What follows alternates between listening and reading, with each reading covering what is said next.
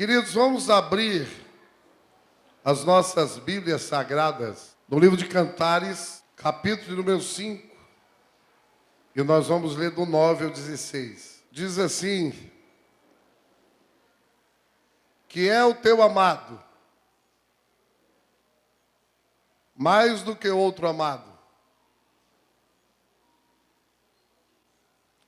Ó tu, a mais formosa entre as mulheres,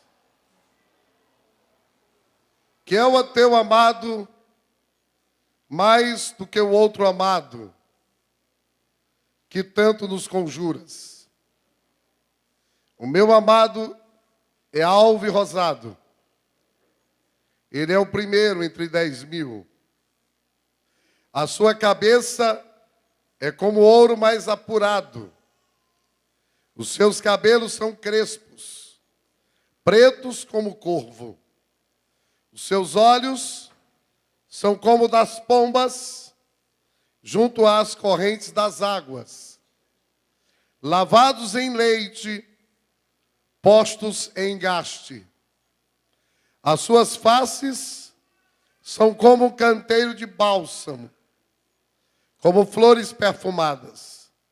Seus lábios são como lírios gotejando mirra com doce aroma. As suas mãos são como anéis de ouro engastados de berilo. Seu ventre como alvo marfim coberto de safiras. As suas pernas como colunas de mármore, colocadas sobre bases de ouro puro. O seu aspecto como o Líbano, excelente como os cedros. A sua boca é muitíssimo suave. Sim, ele é totalmente desejável. Tal é o meu amado, e tal o meu amigo, ó filhas de Jerusalém. Pai bendito, eu te peço em nome de Jesus, o Senhor possa, através da unção do Espírito do Senhor, através da autoridade do céu, através do poder do teu Espírito, o Senhor possa comunicar a sua palavra nessa noite, com unção e com graça, em nome de Jesus. Amém, irmãos? Glória a Deus. Queridos, a pergunta nessa noite, que não quer calar. Essa noite de domingo em que o mundo comemora a morte e a ressurreição de Jesus, é porque o que faz de Jesus ser uma pessoa tão relevante. O texto que nós lemos é do livro de Cantares.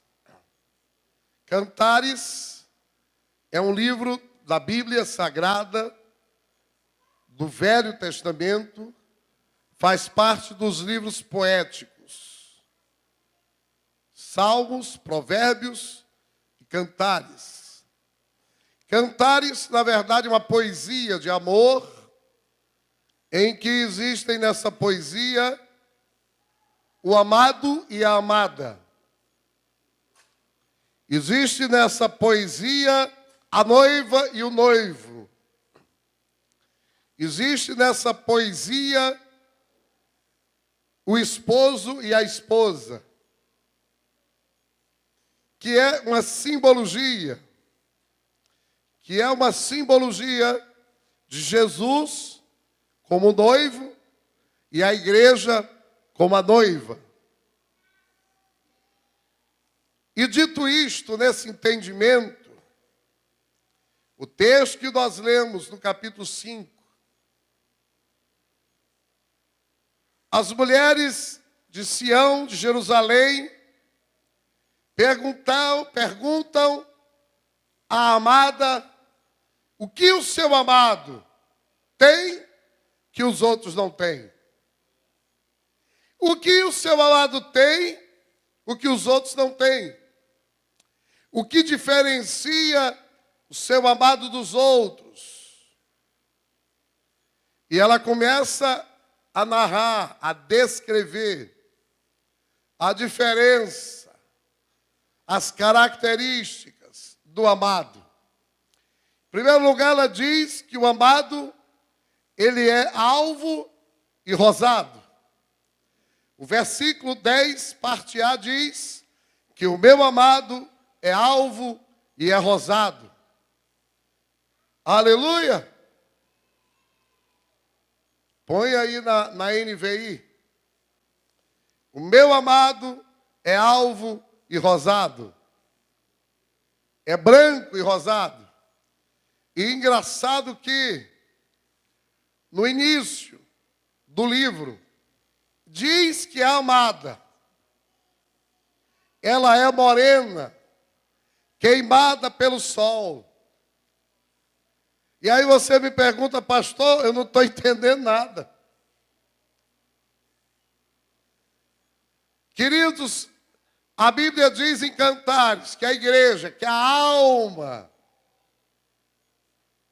humana, que toda alma humana, ela é morena, ela é escura, nada contra, pelo amor de Deus, não me entendam mal.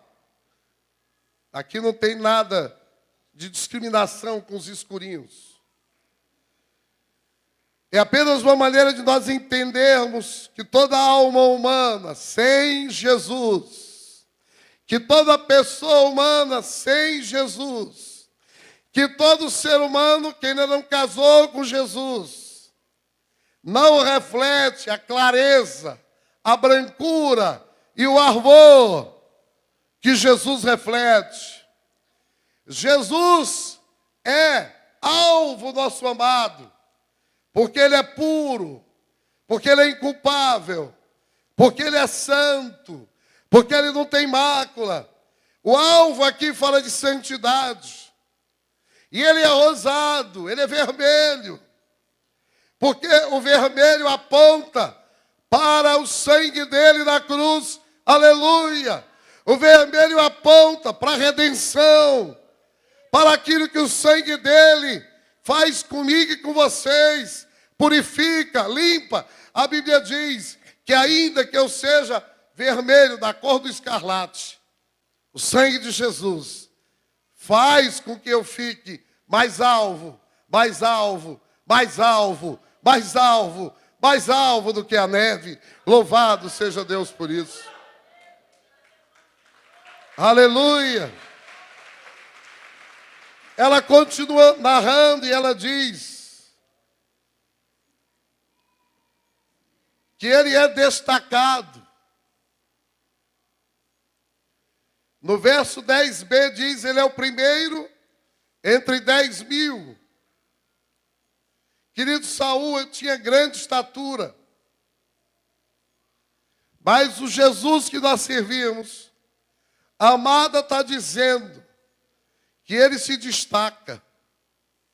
Porque Jesus está acima, queridos, de todos os outros seres humanos da terra. Porque todos os outros seres humanos, todos os outros líderes religiosos, eles não passam de pó e de cinza. Quando a amada diz que ele era o primeiro entre 10.000, fala da sua grandeza, fala da sua majestade, fala da sua imutabilidade. Louvado seja o nome de Jesus. Ela continua ainda, e ela diz no 13b, os seus lábios são como lírios, gotejando mirra com doce aroma. A amada está dizendo que o amado tem um falar que é muito doce. Queridos, nós servimos um Jesus, que as palavras dele são doces. Dá um glória a Deus. Nós servimos um Jesus que quando ele fala, coisas acontecem. E ele está falando hoje à noite aqui. E ele espera que coisas aconteçam também aqui no coração e na vida de vocês. Eu me lembro de um texto em que os soldados foram prender Jesus. Os fariseus disseram, vão prender esse Jesus. E os soldados foram prender Jesus. E quando eles lá chegaram, irmãos, Jesus estava dizendo assim, eu sou a luz do mundo. Jesus estava dizendo, quem tem sede, venha e beba da fonte. Porque se você tiver sede de beber, você vai beber de mim e nunca mais você vai ter sede. E aí os soldados que foram prender Jesus voltaram, ficaram tão encantados, ficaram tão admirados, ficaram tão extasiados, ficaram tão empolgados, ficaram tão impressionados com as palavras de Jesus, que voltaram para os fariseus. E os fariseus perguntaram assim, por que você não prendeu Jesus? Por que você voltou sem Jesus? E eles disseram para os fariseus o seguinte, está lá em João 7, eles disseram assim, que homem nenhum falou como ele falou. Homem nenhum falou como Jesus falou. Porque quando Jesus falava com profundidade. Jesus falava com autoridade. Jesus falava com propriedade. Jesus falava e algo de novo acontecia. Louvado seja o nome dele, aleluia. Eu me lembro do centurião romano que mandou chamar Jesus, porque um servo dele estava à beira da morte. Jesus foi em direção à casa do centurião. E no meio do caminho, aquele centurião disse, Senhor, não sou digno de que entres debaixo do meu telhado, mas dizes somente uma palavra, e o meu criado há de sarar. Louvado seja o nome de Jesus. Queridos, sabe o que nós estamos precisando? Sabe o que eu e você estão precisando? De uma palavra da parte de Deus para a minha e para a vida de vocês. Se você entrou aqui sem esperança, se você entrou aqui escravo de alguma coisa, se você entrou aqui triste, angustiado, cabisbaixo, eu quero dizer em nome de Jesus que o que você precisa hoje é de ouvir uma palavra que saia da boca sacrossanta, abençoada de Jesus. E aí nunca mais a sua vida será a mesma. Porque o seu falar é muitíssimo doce. Além disso, amada, ela via beleza na cabeça de Jesus. No versículo 11, ela diz assim, a sua cabeça é como ouro mais apurado. Os seus cabelos são crespos, pretos como corvo. Engraçado em que Apocalipse 1,14, a descrição de Jesus é que os cabelos de Jesus eram brancos como lã branca, como a neve, e os seus olhos como chama de fogo. Mas aqui na descrição do livro de Cantares, os cabelos eram pretos, eram negros. Sabe por quê, irmãos? Porque aqui nessa descrição falava da condição humana de Jesus. Nós não servimos um Deus de plástico. Nós não servimos um Deus que ficou lá de cima vendo a situação de penúria da humanidade. Mas nós servimos um Deus que desceu. Nós servimos um Deus que se misturou com o tecido humano. Nós servimos um Deus que chorou, que sorriu. Nós servimos um Deus que andou aqui na terra, que sentiu a minha dor, a minha aflição e a sua. Nós servimos um Deus que se incomoda com a condição minha e a sua. E eu quero te dizer isso nessa noite. Você que entrou aqui, que você serve um Deus que se misturou ao tecido humano para dizer que te ama, que se importa com você, com a sua dor, com a sua aflição, com a sua necessidade, com a sua desesperança, com a sua vida. Deus se importa com você.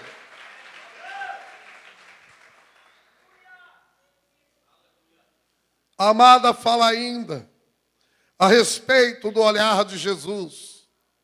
No 12 ela diz: os seus olhos são como das pombas, junto às correntes das águas, lavados em leite, postos em gaste.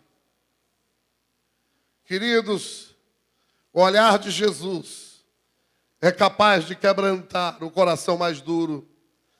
Eu me lembro, irmãos, de Pedro.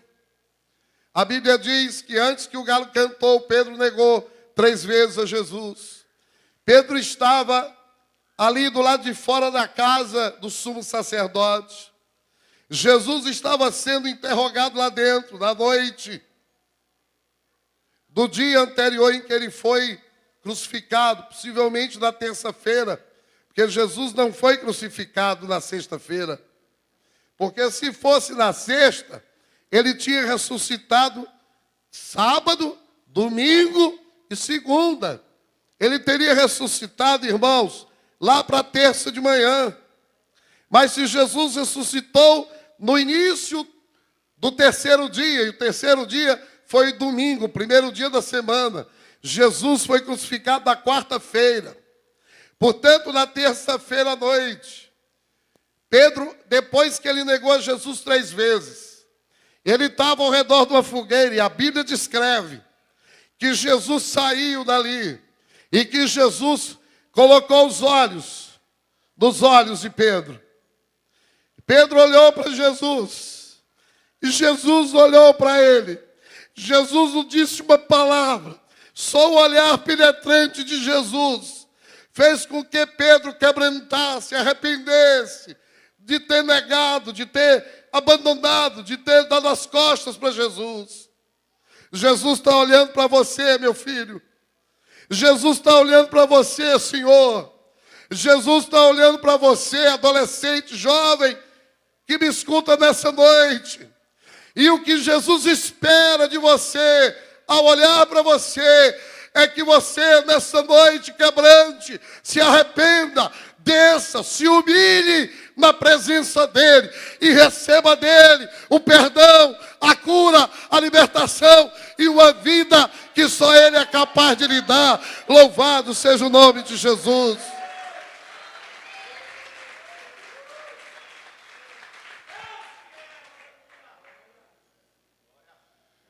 E aí eu lhe pergunto nessa noite, se Jesus olhar para a sua vida hoje, como Ele olhou para a vida de Pedro naquele dia, o que você vai fazer? Você vai ficar indiferente? Ou você vai quebrantar diante do penetrante, mas diante do amoroso, do glorioso, do maravilhoso, do espetacular, do extraordinário olhar de Jesus? Porque quando Jesus olha, irmãos, alguma coisa acontece. No 14 ela fala a respeito das mãos de Jesus, que eram bonitas. As mãos que foram crucificadas, as mãos que foram pregadas, as mãos que suportaram o sofrimento e o peso do seu corpo por 6 horas naquela cruz do Calvário. E ela diz: as suas mãos são como anéis de ouro, engastados de berilo. E aí eu me lembro das mãos de Jesus, tocando nos olhos daquele ceguinho de nascença. Eu me lembro das mãos de Jesus, preparando aquele barro, cuspindo o barro e colocando nos olhos daquele cego. E imediatamente o cego foi curado. Querido, Jesus está querendo hoje, com as suas mãos, tocar nos seus olhos, tirar você de uma cegueira espiritual, de um sono profundo. Eu me lembro daquele leproso de Mateus 8. Bota esse texto que é lindo, Mateus 8, 2 e 3. Mateus 8, versículo 2 e versículo de número 3. E eis, põe aí, eis, melhor, 8, 2 e 3, o 2, por favor. Qual foi a primeira coisa que o leproso fez, irmãos? Queridos, um leproso, ele é segregado. Ele era alguém que vivia à margem. Ele era alguém que não podia se aproximar de ninguém. Ele era instruído a gritar, leproso, leproso, quando ele passava, para as pessoas ficarem longe dele, porque eles já sabiam que a lepra era uma doença contagiosa. Mas, a despeito disso, ele se aproximou de Jesus. Está aqui o primeiro segredo para você ser curado. Você precisa se aproximar de Jesus. E se aproximar de Jesus não é tão somente esquentar um banco de uma igreja. Porque não é pelo fato de você estar dentro da garagem que você vai virar um carro, não. Aproximar-se de Jesus é ter um coração humilde, sensível a Jesus. A outra atitude é que ele adorou Jesus de joelhos. Se você se aproximar de Jesus e adorá-lo de joelhos humildemente, e ele se humilha mais ainda, ele diz, Senhor, se quiseres, pode purificar-me. Se você entrou aqui hoje à noite precisando de um milagre, você pode ser tocado hoje por Jesus, e esse milagre ser produzido na sua vida. Mas você tem que ir a Jesus da maneira certa, com atitude de humildade na presença dele. E aí Jesus estendeu a mão, tocou e disse, quero ser limpo. E logo ele ficou purificado. Aleluia. Queridos, nós servimos um Jesus. E aí, por isso que ele é diferente. Por isso que o nosso amado é diferente dos outros amados. Porque ele não discrimina. Porque ele não enxota. Porque ele não despede. Porque ele não manda embora. Ele não rejeita aquele que o procura. Aleluia. Dá um glória a Deus aí. E aí eu vejo um bocado de pregador batendo em homossexual. Eu vejo um bocado de pastor aí que diz que é grande do Brasil, batendo os homossexuais.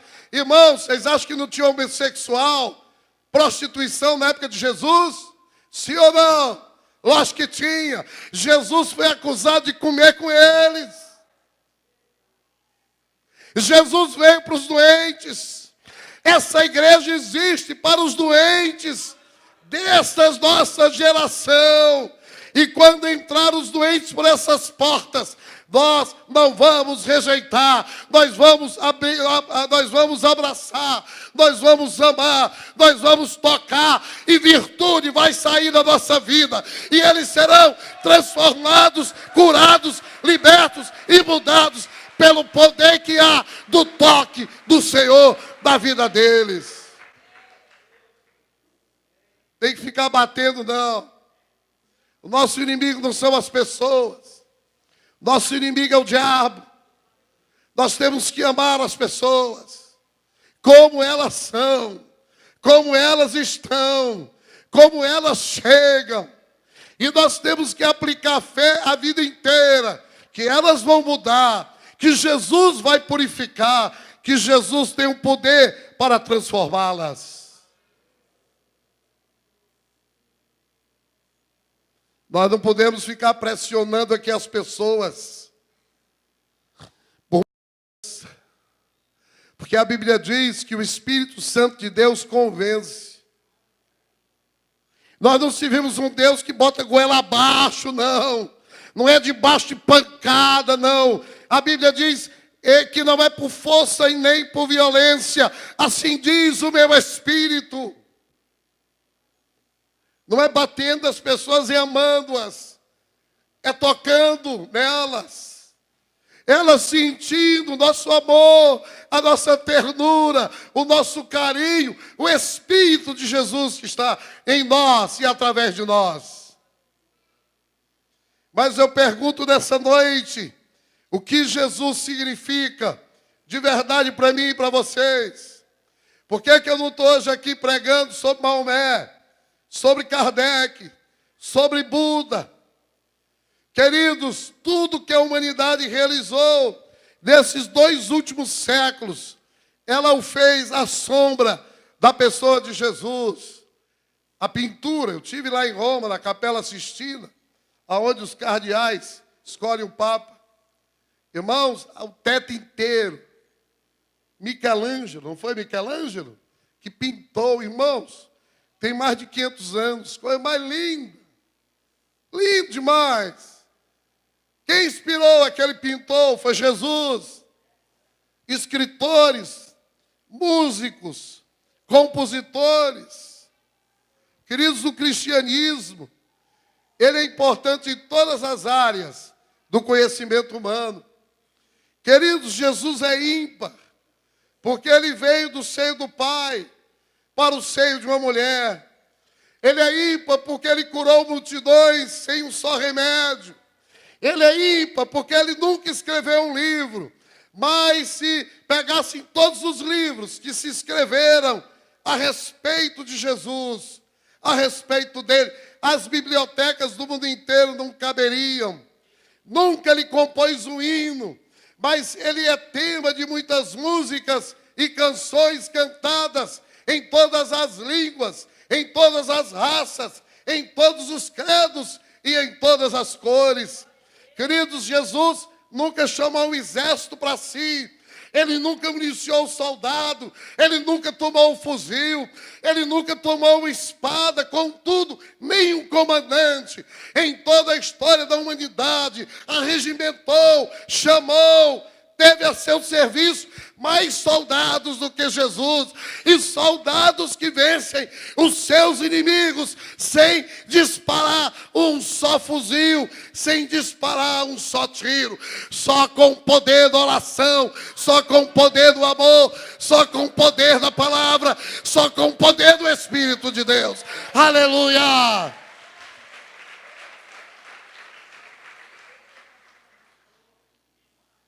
Oh, glória! Queridos, por que eu prego Jesus? Porque ele é o homem ideal da antropologia, ele é o Deus ideal da teologia, ele é a sabedoria da filosofia, ele é o verbo da gramática, ele é a estrela e o sol da astrologia, ele é a rocha da geologia, ele é a vida da biologia, ele é o nulo da matemática, ele é o pacificador das contendas, ele é o médico que cura as doenças, ele é o advogado das causas perdidas, que nunca perdeu a causa. Da sua vida, ele é o meu exemplo. Na sua morte, ele é a minha propiciação. Na sua ressurreição, ele é um conquistador. Na sua ascensão, ele é um rei. O salmista diz: levantai, ó portas, as vossas cabeças.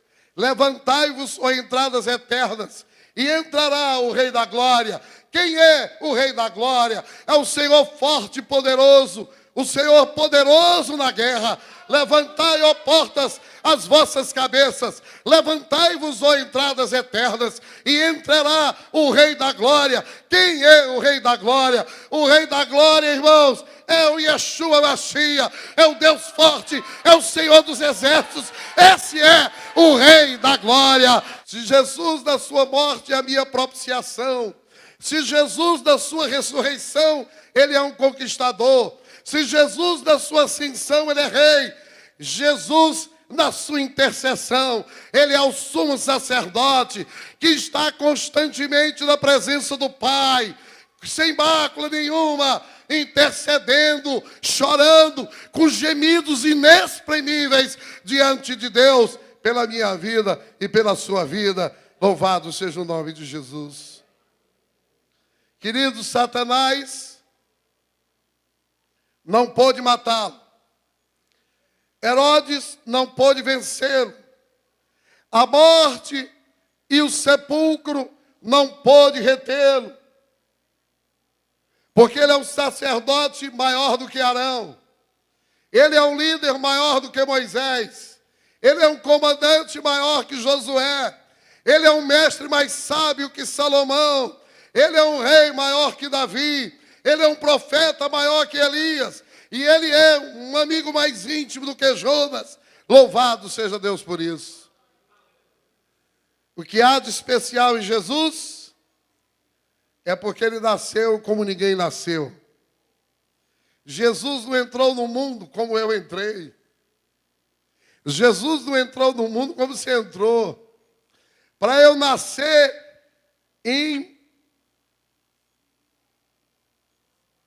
Eu nasci em março de 65. 9 meses antes da junho. Não é isso?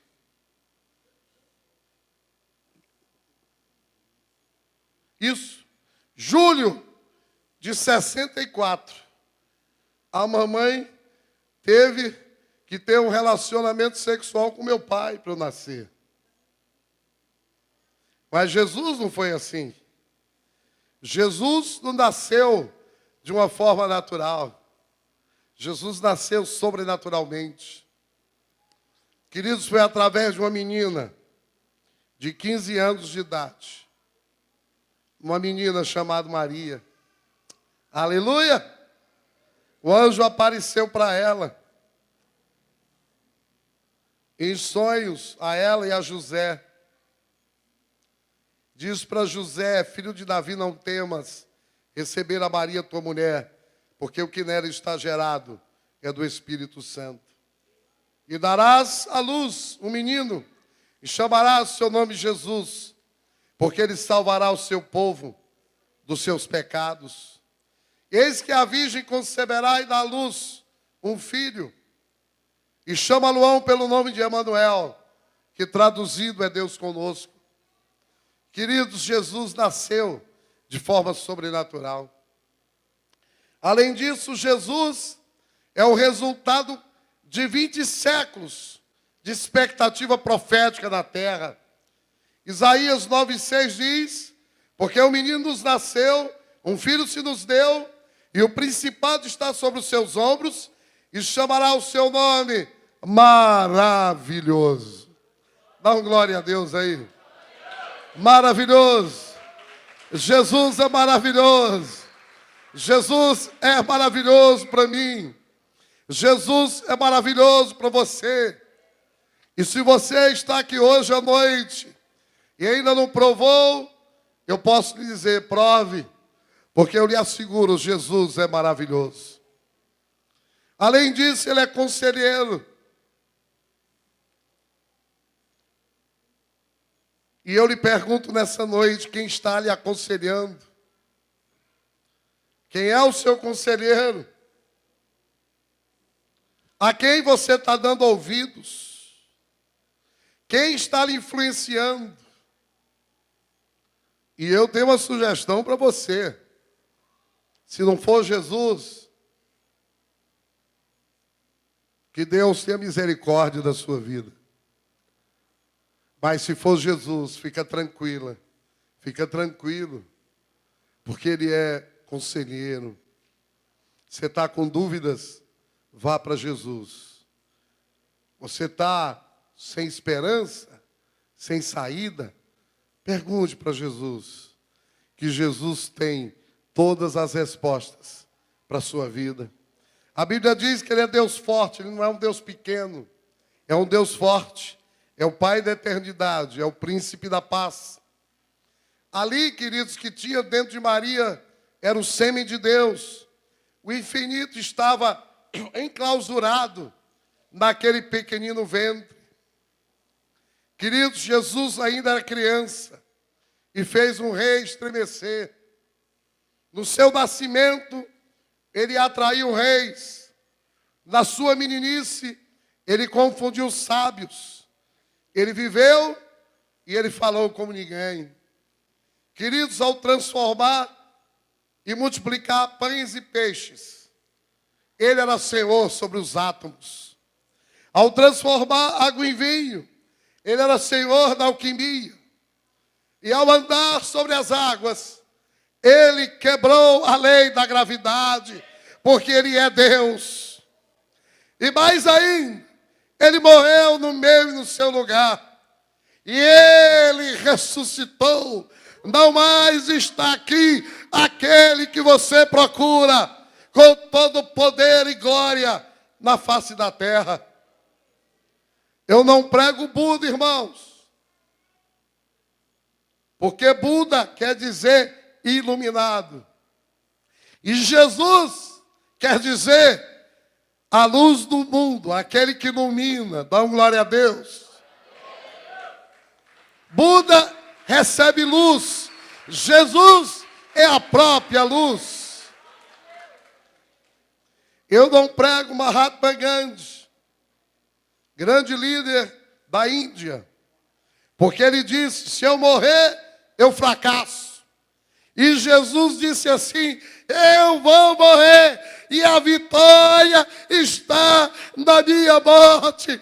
Nós servimos um Deus que quando os seus inimigos, como os soldados romanos, os fariseus, a estorrente da religião da época de Jesus, olhou para Jesus na cruz, quando ele perdeu a vida, e disse, ali está o derrotado. Eles não sabiam que nós seguiríamos um Deus, que quando ele morre, foi a maior vitória que ele teve em toda a existência, da existência humana aqui na terra.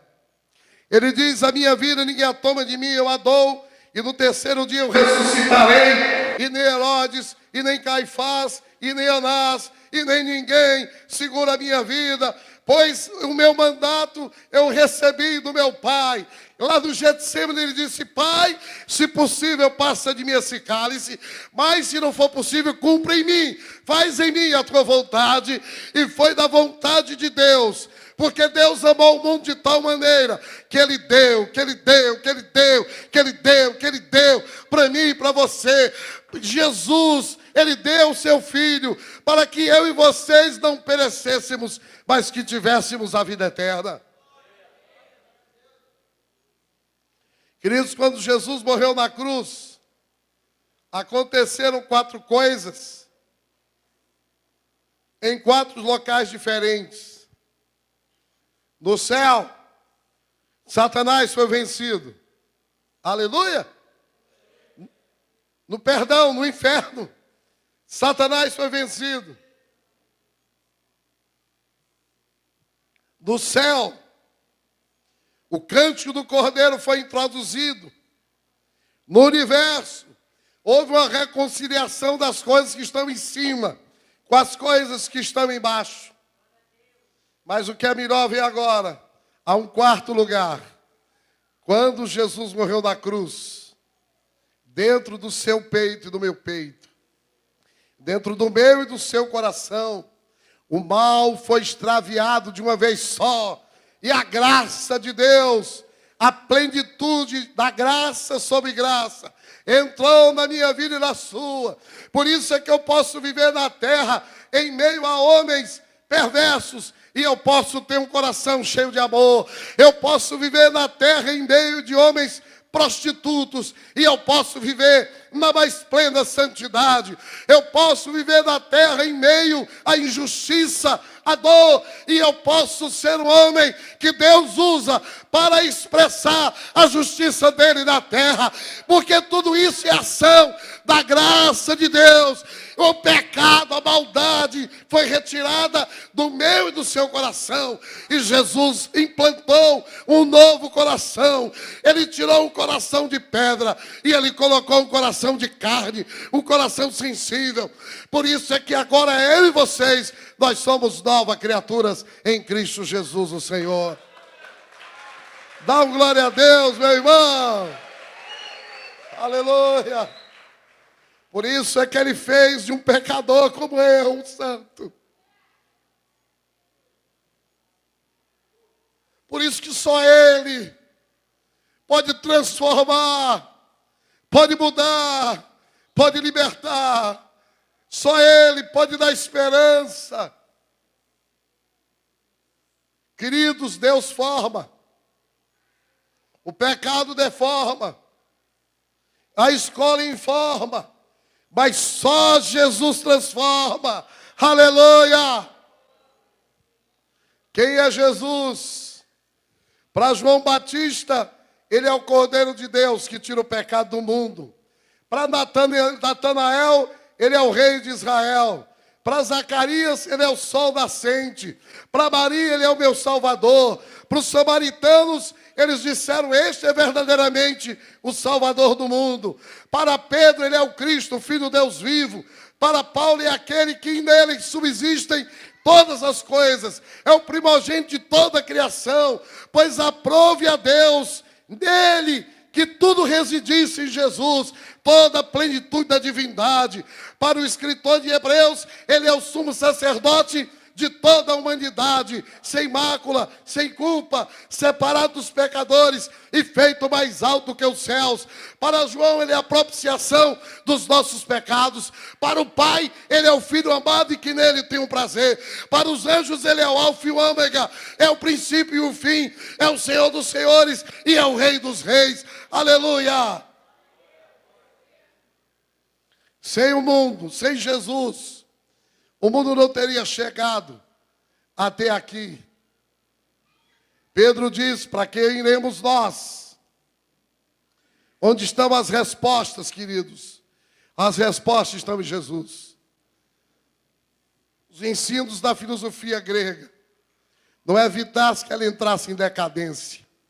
Na época de Jesus, a Grécia, esse país que hoje está com o pires na mão, endividado até o tutano, devendo bilhões de dólares. Era o berço da cultura, irmãos. Cadê a Grécia? Passou. Lá tinha 3 grandes filósofos, pensadores. Sócrates ensinou por 40 anos e morreu. Platão ensinou por 50 e morreu. Aristóteles ensinou por 40 e morreu. 130 anos ensinando e morreu. Jesus ensinou só 3. E nós estamos hoje aqui, 2000 anos, falando sobre ele, amando, buscando, celebrando, adorando. E temos visto o que Jesus faz na vida de tanta gente aqui. Aleluia! É por isso que ninguém falou como ele falou. Atenas, com a voz das obras e letras, já não é. Roma, com todo o poderio bélico, ruiu. Mas ele disse, passarão céus e terra, mas as minhas palavras não hão de passar, jamais passarão. Queridos, qualquer sociedade, qualquer organização humana, fale, mas o cristianismo nunca vai falir. Sabe por quê, irmãos?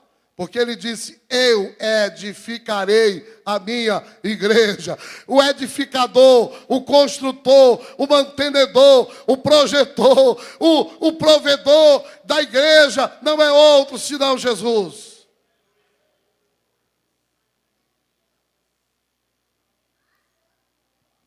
Sem Jesus, nada nós vamos poder fazer. Sem Jesus, nós não teríamos o Novo Testamento. Sem Jesus não haveria consolação, não haveria igreja, não haveria esperança de cura para os enfermos, nem de libertação para os cativos. Sem Jesus, os nossos amados que morreram nele, nunca mais nós viríamos eles. Sem Jesus, o céu estaria fechado, o véu do templo ainda estaria inteiro. Pedro morreria como um pobre, esquecido, pescador do mar da Galileia. Sem Jesus, Maria não passaria de mais uma Maria, como todas as outras Marias desse mundo. Sem Jesus, Paulo morreria como um simples fariseu. Sabe por quê, irmãos? Porque quando Jesus entra na história, as coisas acontecem.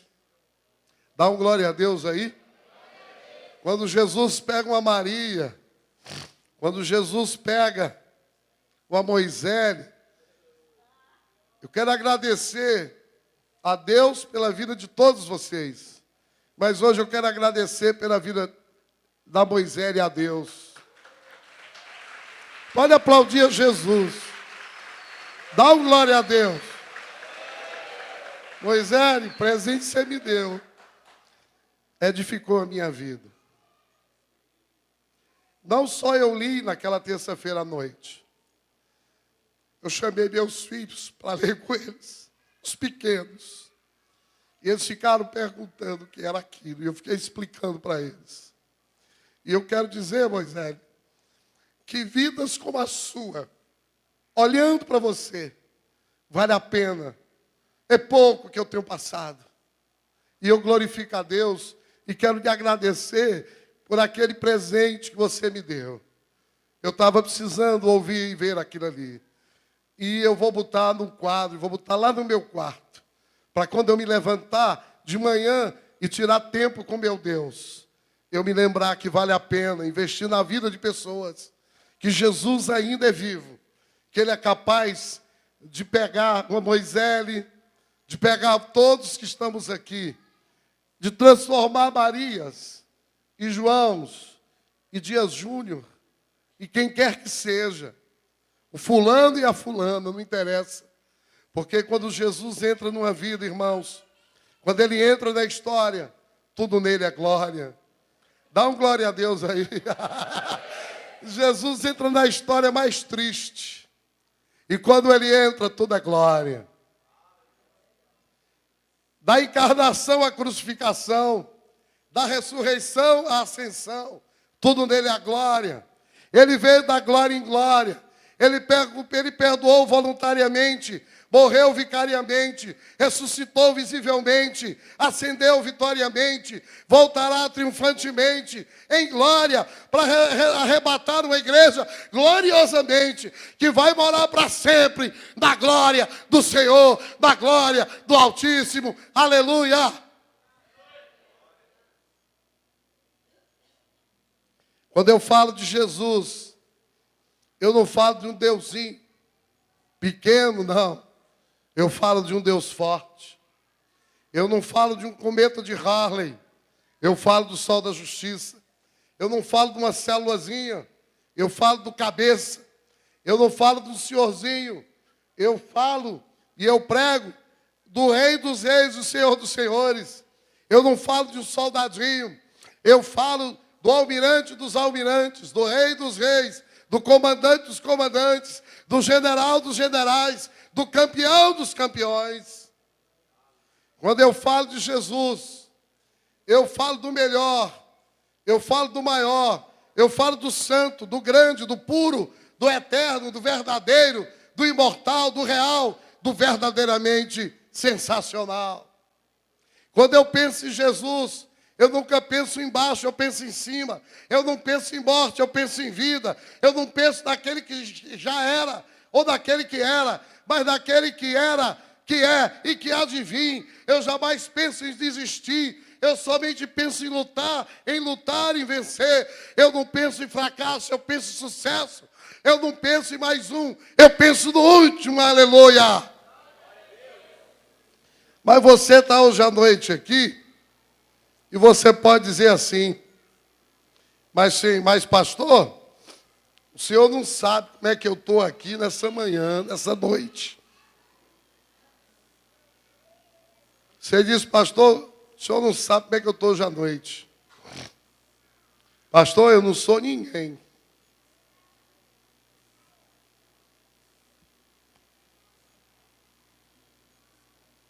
Mas Jesus quer fazer de você, que é ninguém, hoje à noite, um alguém. Dá um glória a Deus. A Bíblia fala, irmãos, que Jesus estava no meio de uma multidão. E uma multidão estava comprimindo Jesus.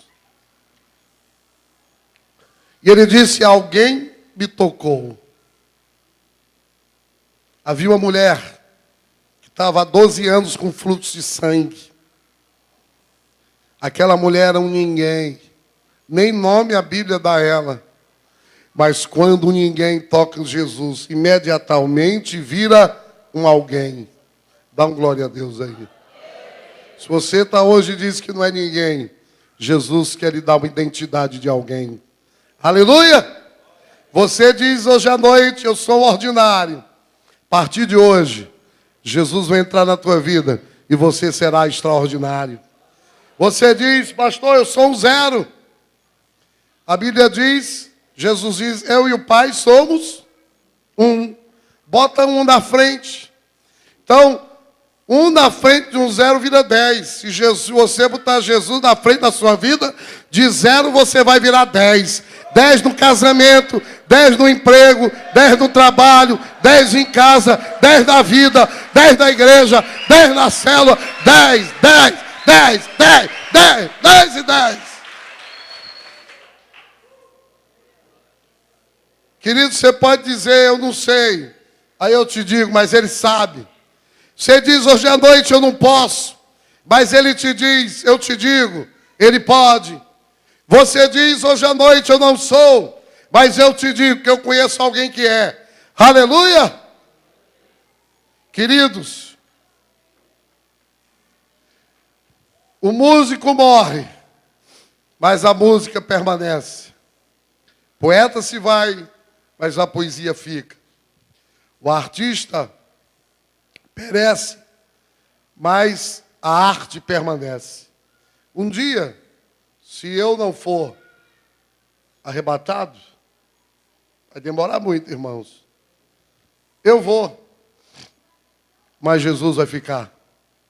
Dá um glória a Deus. Queridos, Jesus não é uma religião. Jesus não é uma doutrina. Jesus não é a placa dessa igreja que está aí fora. Jesus não são estruturas que os homens construíram para si. Queridos, a salvação, ela não está num credo. Salvação não está nessa placa. A salvação está no relacionamento com uma pessoa. E essa pessoa tem nome. Essa pessoa é Jesus. Porque só Ele pode nos compreender. Pedro recebeu uma revelação de Jesus. E ele disse assim, para onde iremos nós? Se só tu tendes as palavras de vida eterna. Vamos ficar de pé? Se você entrou aqui hoje à noite, e você diz assim, pastor,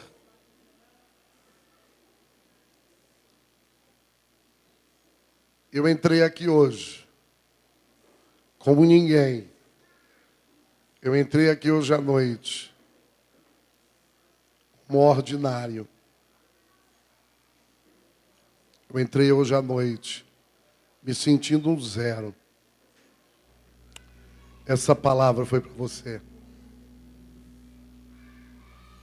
Essa palavra foi para a sua vida. Eu quero dizer que Jesus é relevante. Jesus é diferente. Por um grande e simples fato. Um grande e simples fato. É que Jesus, Ele quer se relacionar com você. Ele quer estar com você. Ele quer caminhar com você. Ele quer ser conselheiro, Deus forte, Pai da eternidade e príncipe da paz na sua vida. Jesus é diferente, porque Ele desceu para que você subisse. Ele morreu para que você vivesse. E Ele está aqui nessa noite, nesse lugar, dizendo para você que Ele te ama, que Ele te quer bem, que Ele quer, que Ele pode tocar na sua vida, olhar para você, e você não tem passado desapercebido dos olhares de Jesus.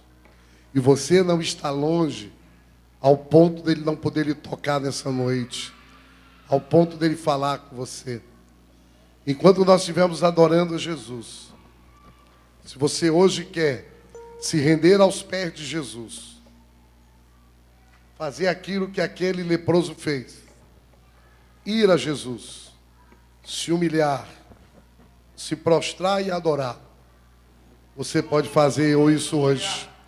Você tem a oportunidade de fazer isso. E eu quero dizer uma coisa, nunca mais a sua vida será a mesma. Porque Jesus dividiu a história, antes e depois dele. Jesus quer dividir a história da sua vida, antes e depois dele também. E se você entendeu o que foi pregado, se você está compreendendo esse apelo que eu estou fazendo, eu quero que enquanto nós adorarmos o Jesus agora, estaremos finalizando a celebração. Eu quero que você saia do seu lugar e você venha com o mesmo espírito de adoração, de quebrantamento, de humildade. Que eu garanto uma coisa para você: Jesus vai mudar a sua vida e vai mudar para melhor. Vamos adorar o Senhor.